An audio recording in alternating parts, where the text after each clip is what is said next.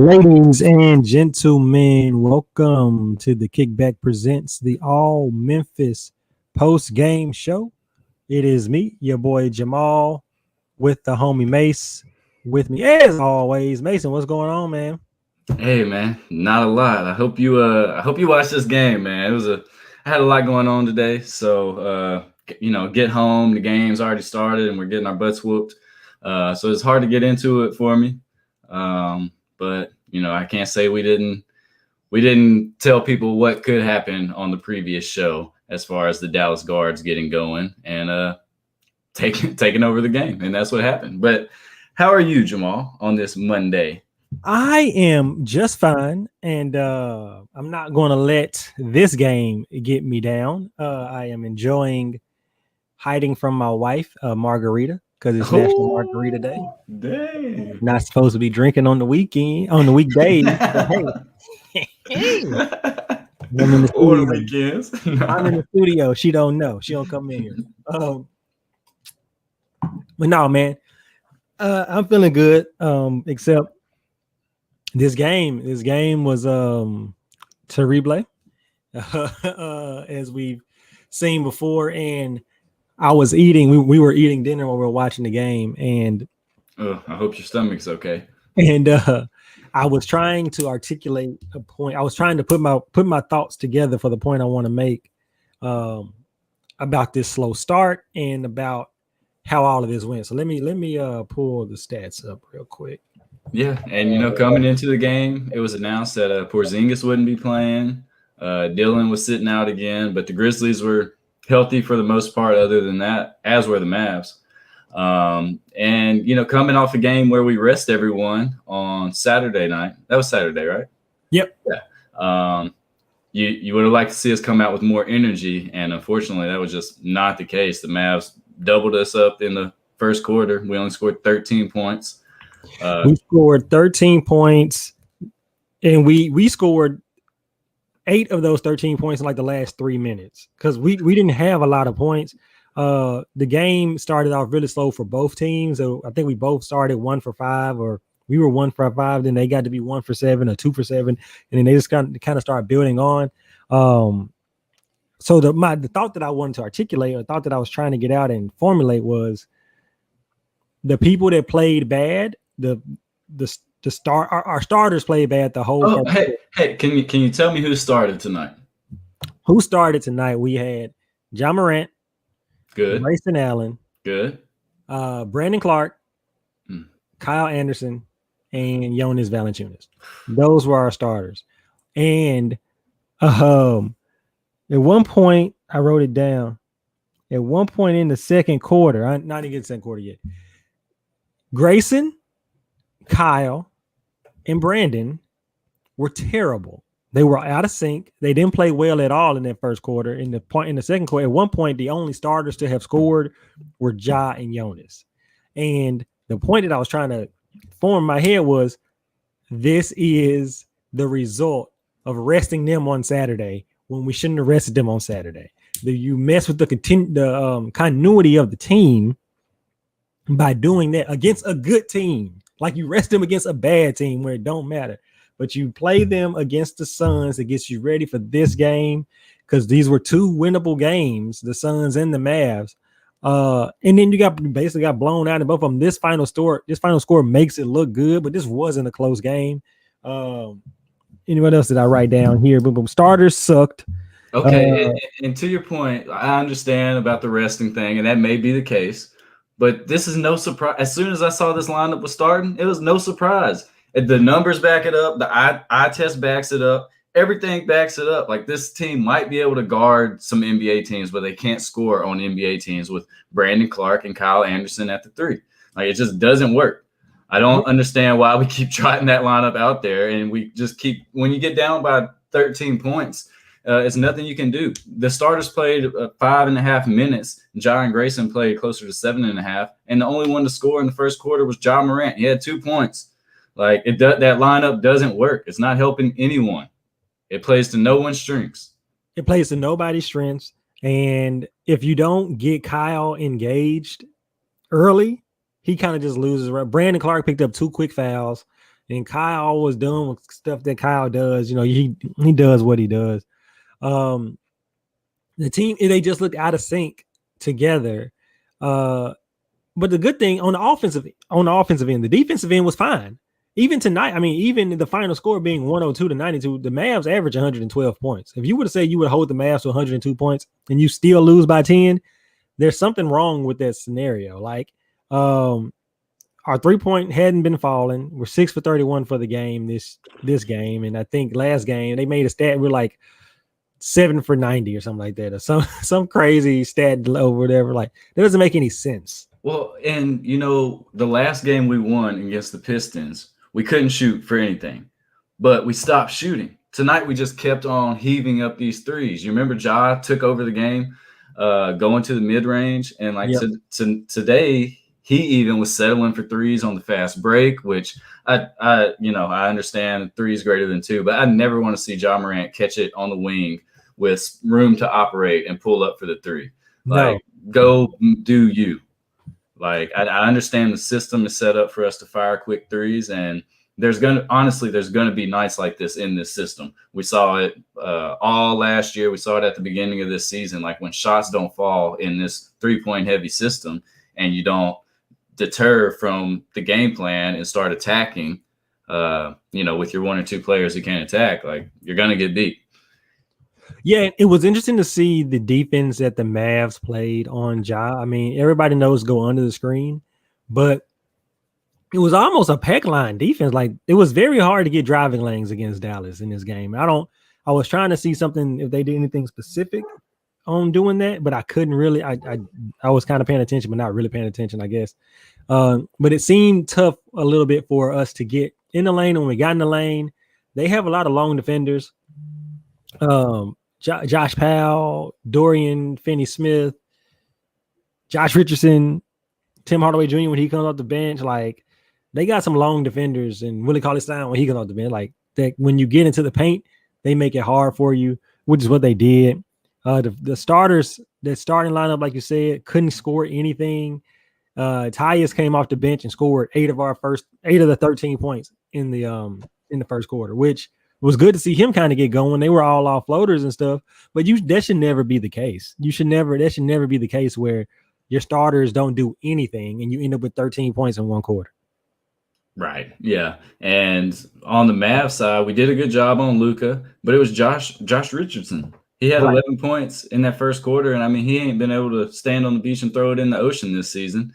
And then Tim Hardaway Jr. came in and thought he was checking into, the 2015 rookie-sophomore game in New Orleans when him and I think it was Kyrie went at it. Yep. And once those guys saw some shots go down, they couldn't miss. Mm-hmm. And I thought the Grizzlies played some good defense. Yes, after the Mavs were up 20 and it was like into the third, the Grizzlies had some horrible mistakes where guys were just wide open. But I thought the Mavs made a lot of tough shots, which, it seems like that's continuing to happen against the Grizzlies. So, you got to get stops. All you can do is force them into bad shots. They make bad shots. If they make bad shots, you say, shit, man, that's a good shot. You know what I'm saying? Good defense, better offense. But I don't really have much to say about our defense tonight. I think our defense did a good enough job to win the game. It's just that this continues a troubling trend of our offense. And you kind of got to throw Saturday's game against the Suns out. But I do think that will have that did have some kind of effects on this game. Whether that just be, obviously it's not rust because players only set out for one game, but I don't like it. I think it's the mindset of it, what they did in it kind of, to me, I can't make the correlation for real, but in my mind, there's a correlation of those 3 guys starting slow by not playing on Saturday and playing today. Yeah, it's a game of rhythm, so that could definitely be the case. And like, even when we were losing games last week, we beat the Thunder, beat the Pistons, played the Pelicans. The Pelicans just have our number, but we played them well. It was a continuity. You knew what was going on. And then they just got disrupted. I was reading what's my boy name on Twitter? Isaac Simpson. And he was making a point that he was kind of in my boat with the reasoning for sitting those guys in their last game didn't make much sense, because if you're going to sit them because of 4 games in 7 days, then this would also be 3 games in 4 days. Friday, Saturday, and Sunday, Monday. So why wouldn't you sit Ja and Jonas? Like some of the reasoning, what they were doing, doesn't sit well. Well, Taylor Jenkins and his rotations are getting some of the units he's putting out there is whatever. I don't know, man. And you try to see trends and see what's going on, but are you saying the tank is on? I don't know, dog. I would hope not. Maybe they know. Maybe they putting the tank on because Jaren ain't gonna be ready for this year. Maybe they saying forget it. Let's tank, but let's not really tank. I don't know. And I got a couple things on Jaren.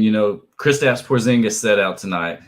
Similar injury, and he set out with the back thing tonight, back tightness. But you don't want Jaren to come back and then have to sit him out like Porzingis has been doing. Right.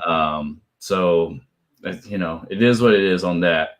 But I will say that there is no explanation for continuously starting the starting lineup other than we're not trying to win. Like I'm sure Taylor Jenkins could convince me based on defensive principles and stuff, but I'm not buying it, honestly. Like I just don't understand why that lineup keeps starting games, and it's nothing against any of those players. They don't fit well together. You can't have Kyle and Brandon out there at the 3 and 4 with Valanciunas. Like they're not supposed to be standing in the corner, either of them. Like if they happen to be and they happen to make a shot, great, but that's not what they're best at. They're best at operating inside the arc. Brandon coming off screens and curling around, and Kyle making plays and coming off screens and curling around, honestly cutting. But then just on the defense, the numbers look good, but one thing, I hate going into a game against Luka Doncic and allowing him to just get into the mid-range and do whatever he wants, courtesy of Valanciunas dropping back. And, it's our principles, and that's what we do. But I think towards the midway point in the third quarter, we started seeing Valanciunas hedge a little more, and it worked. And I'm of the camp that you can't allow one of the, 10 best players in the world to just get in the middle of the lane and make decisions, because they will slice and dice you, whether it's scoring, throwing lobs, kicking out to open shooters. You just can't have that. I am totally with you on that, which makes it seem like we played them last year before the bubble, right? I think we did, and we had to at least play them once. I'm pretty sure we played them at least once before we got into the bubble. So I think I know they won a game and Ja didn't play. We won a game and Luka didn't play, and then I think they won the other one when both played. So it's not like your first time seeing Luka, and you can kind of have a defensive theme on what to do. And we held him in check pretty much the first quarter, and then he came second quarter. He's an 80% free throw shooter. He missed 7 free throws. That was crazy. 6 in a row. Which was crazy. And then, I didn't know much about their bench unit, because when our bench unit is whole, we have a really good bench unit, but they got Tim Hardaway Jr. and Jalen Brunson coming off the bench, and Tim Hardaway gave you 30 points tonight. You know what I'm saying? And he came out. I think they said their bench average is like 38 points or 28 points, something like that, 32 points. I think they had 26 as a bench in the second quarter. So it's like what we had a chance maybe in that first quarter, but when things started slipping away, they did.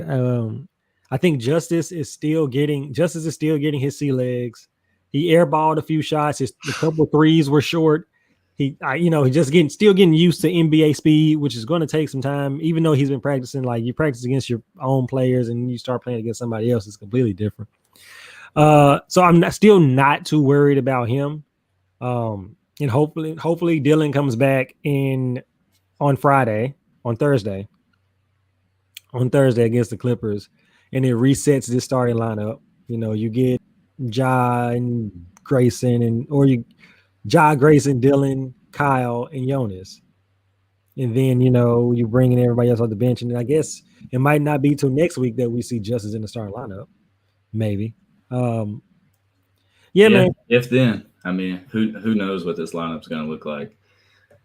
I mean, I wonder if they'll be willing to switch it up based on matchups. You could do that. I think they would probably be a good thing for them to do. That's the great thing about this. The team is so versatile that you can kind of move players around how you want to if you're not stuck in that old school mindset of this five has to start. Looking at the stats for the second, like for the whole first half, we scored 36 points in the first half. Tyus and Desmond scored 19 of the 34. I mean, 19 of the 36, which like good players, but they can't be your leading scorers at any point in time for you to win the game. Yeah. And that's what happened.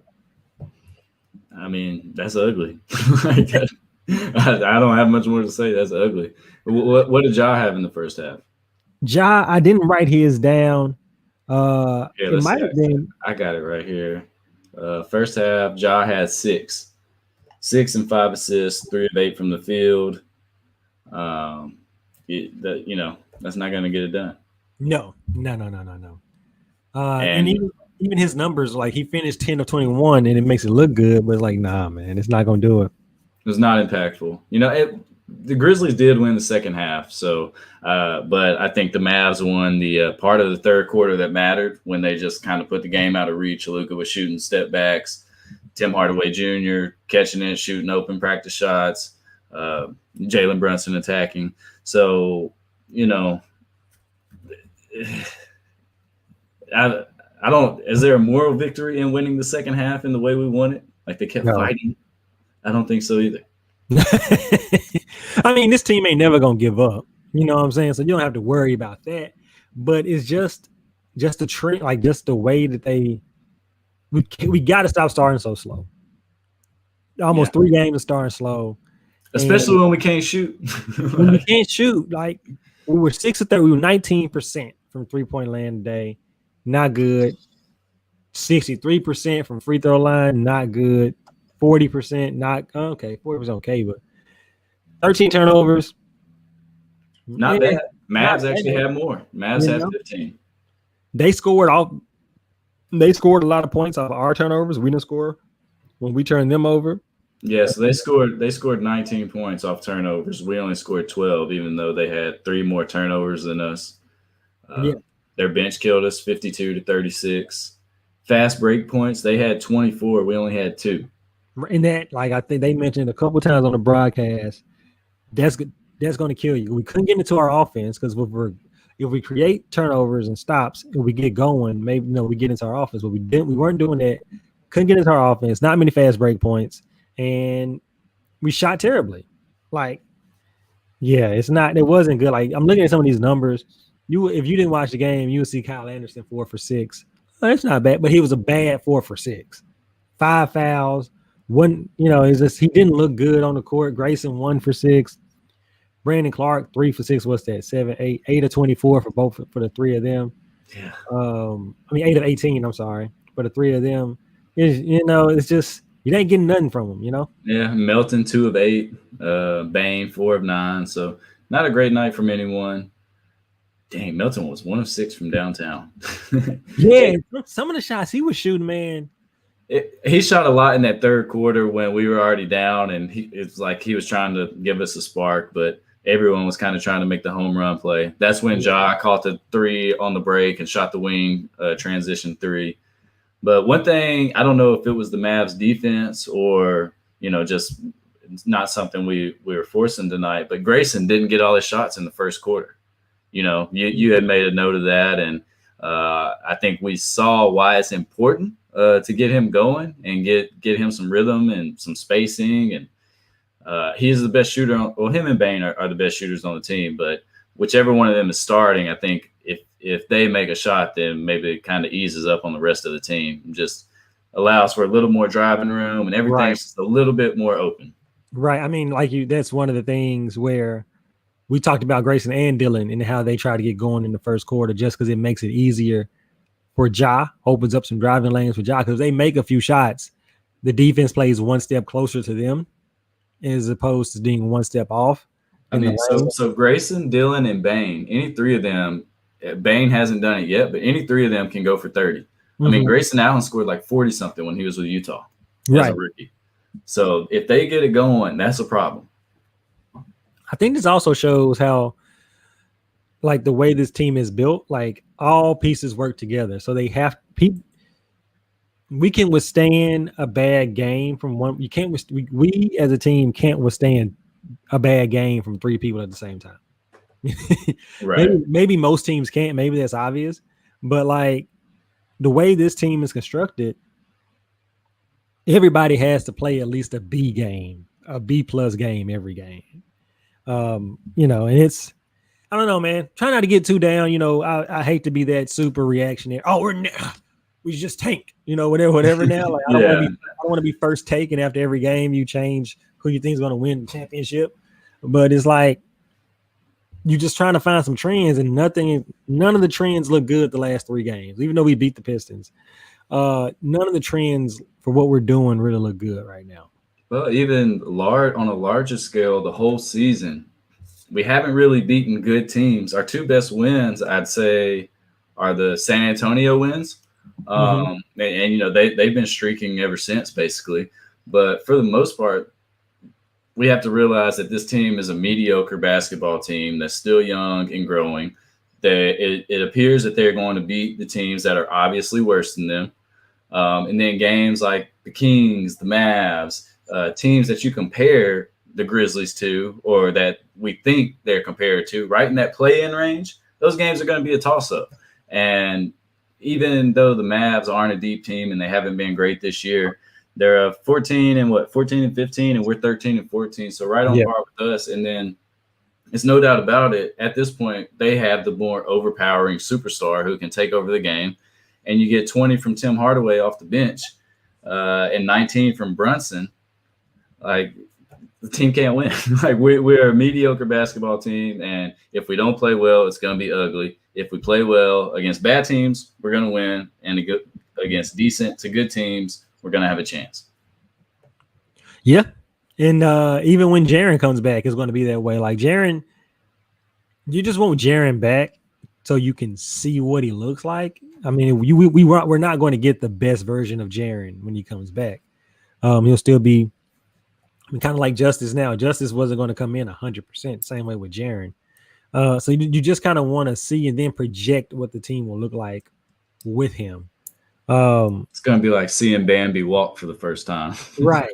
And he has to get comfortable. You want him to get comfortable because playing without them injuries, man, you just kind of get a little bit shell shocked. You know, don't drive as hard. You know, try to shy away from contact, and then when you start doing that, the body overcompensates in some ways, and then you never know, something else might happen. So, I do have one question for you. Yes, sir. Do these last 2 games make you miss Dillon Brooks at all? It makes me miss Dillon Brooks in the fact that when he plays, people go back to their right positions and rotations. You know, and like you can always count on, you can count on him for 12 to 17 to 19 points. And you can count on him to play some good ass defense. It might be annoying, gonna take a few bad shots and do some stupid stuff, but you can count on that from him.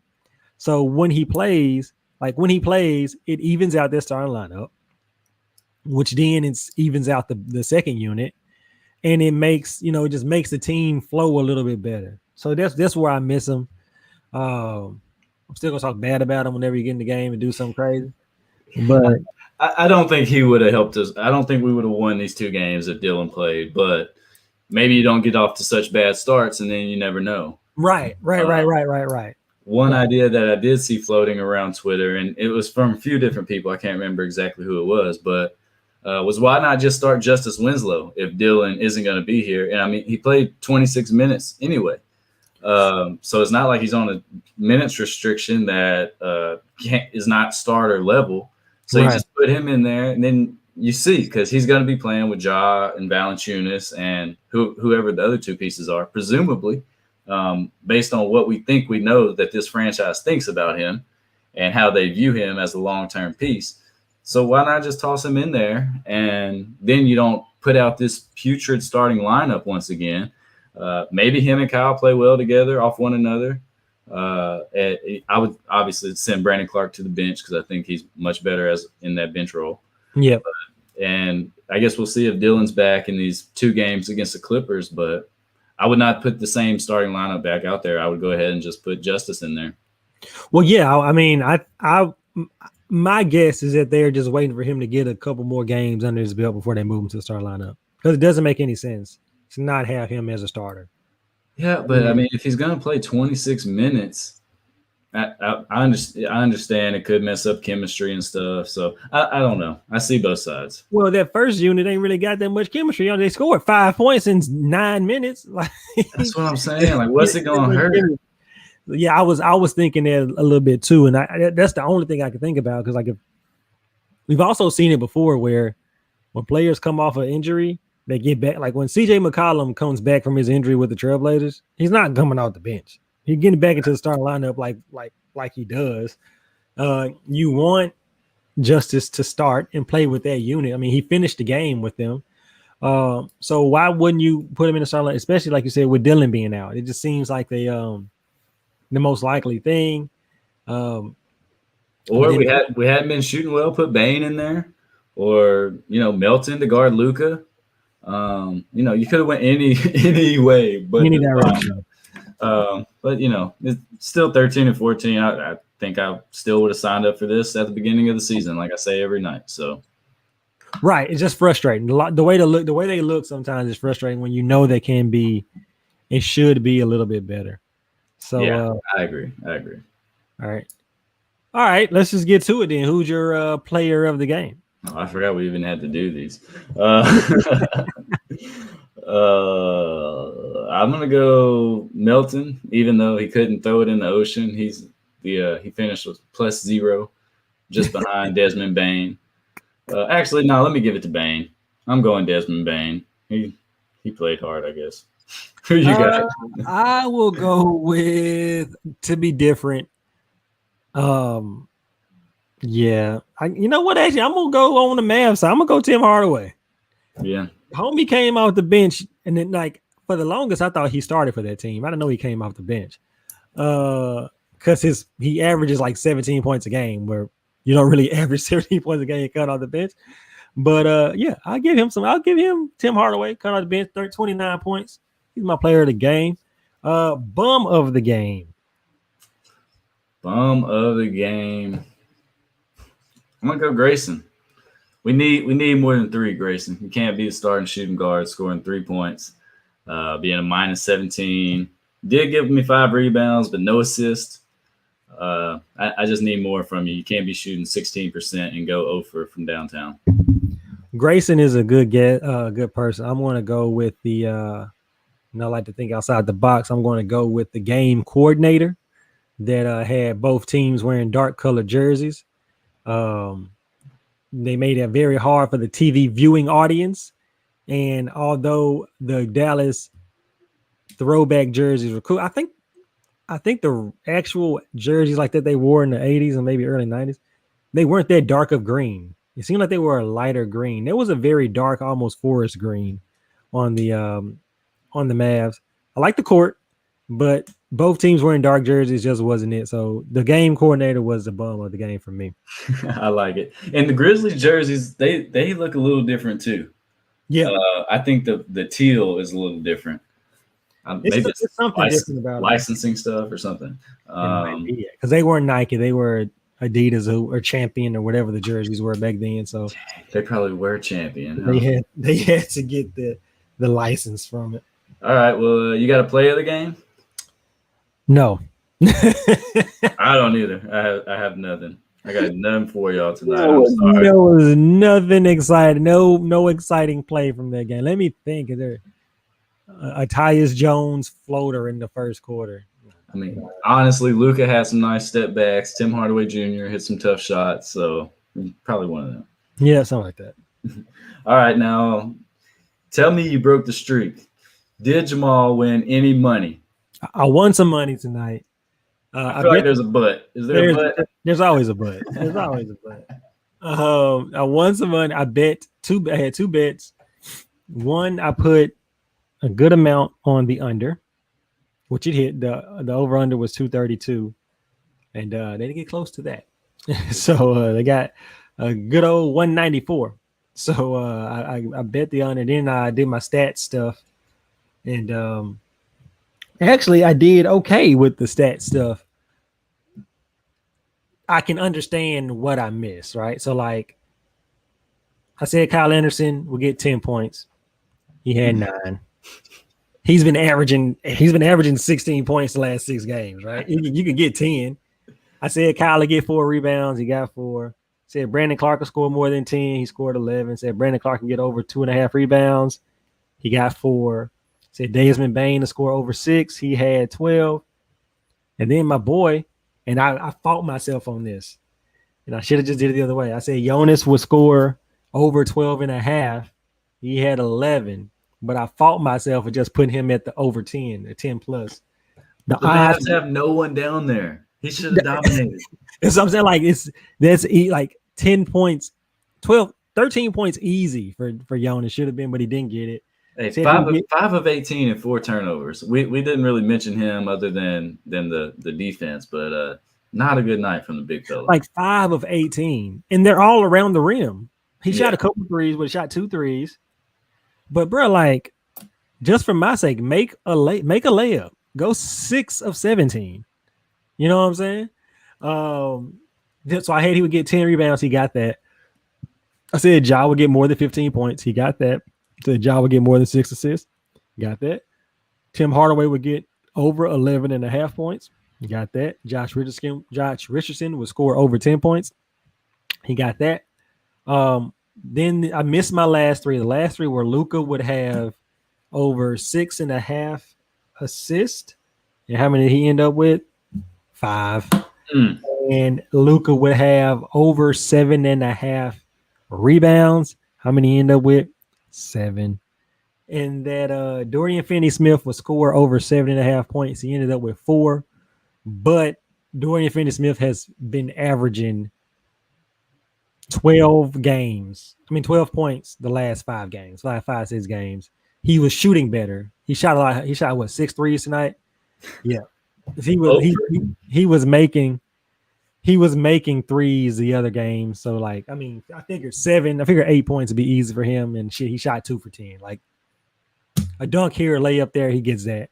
So I make my excuses when I lose. I'd be very, very close. But all they have to do is hit the shit that they normally do or a little bit under. Like against this team, there's no reason Jonas could not have scored 15 points. Like you letting Josh Powell block you. You letting Josh Powell body you up. Willie Cauley-Stein, he's long, but he ain't big as you. But no, whatever. The other ones, Kyle frustrates me a little bit because you really never know what you're gonna get with him. But he's been solid in giving you more than 10, so you know, whatever. And Luka, I was fighting those Luka numbers because if you just did 6+ on assists, the rebounds, the odds were like minus 10 million. And then if he gets, it's gonna give me a $1, and if he misses, it's gonna do nothing. So I just, you know, it's crazy how averages work. You know, sometimes the numbers can be low and then they can be high, but then they average out, and that's what gets you, man. That's what gets you. I'm just like, bro, like, help me help you. You know what I'm saying?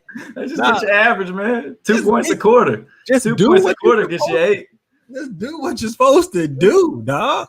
Oh, my brother in high school, he used to say, man, if I just score 4 points a quarter, that's 16. Like, that's good. Like, you can't make 2 layups in the quarter, bro. Like, come on, man. J.O., I'm on FanDuel. I'll be using FanDuel. So yeah, but shameless plug. They don't sponsor us, so forget them. But yeah, the money I made back because I bet the under. So you know. Good to hear. Good to hear. I made a little bit on college basketball today too. So hey, speaking of college basketball, nice. I think we got a Memphis Tigers game on Wednesday. Wednesday against the Tulane. Oh, Green Wave, Tulane Mardi Gras. So another victory. I'm counting a victory. The Tigers should beat Tulane. I don't know what to expect, man. I have no idea what these Tigers are going to look like after. You know, this is like another first game. So maybe we pull out a St. Mary's and get the dub. Hopefully we continue the good play. But it's going to be really interesting to see how they work out their schedule with all the missed games. Penny said today he definitely wants to play Houston and Wichita State, which makes sense. Top 2 teams in the league, and I think we're number 3. So, yep. And then we got the doubleheader with or not doubleheader, but back-to-back with the can we send justice to the Tigers? Man, maybe get that shooting form going, man. 1 of 10 again tonight. That was rough. But we got the Clippers Thursday and Friday, so shit. Y'all send justice to the Tigers, and Penny just go on and play them 10 minutes. He gonna transfer. he gonna transfer back. Yeah. If I'm penning them, I want to play Houston. I want to play Houston twice. I want to play Wichita again. Because why not? That 20-point dub over Wichita is looking pretty good right now. And I can definitely understand Houston and Wichita saying, "Nah, we good." Right. I can definitely understand them saying, "Nah, man, we ain't got the conference tournament next week. Like, well, you want us to play you now? Like, nah, dog, we can't do it. We can't fit you in. We can't fit COVID, you in. COVID, man. COVID, dog. What are you talking about? Now, maybe what they should do if I'm the AAC, play both of them in one day. Like I say, look, the conference tournament. Where's the conference tournament at this year? I think Frisco, Texas. Frisco. All right. I don't know where that is. I assume close to Dallas. It's close to Dallas. It's close to Dallas. Y'all get to Frisco 2 days early, and y'all get to Frisco for the tournament 2 days early, and y'all gonna play them games in Frisco, and then from whatever happens there happens, because you'll travel to Frisco. You just stay there. Won't be much need for us traveling to the COVID stuff. Y'all come early. Y'all play the games you're supposed to play, and there you go. They should do that for all the whole. Just get every team in the conference there 4 days early. Everybody a week early. You quarantine for 3 days or whatever, and then you just quarantine with your team. You just don't interact with other teams. Exactly. And you whatever games you got to make up, all teams are there. We got we got a couple different sites in the city that we can play these games. Then let's play these games.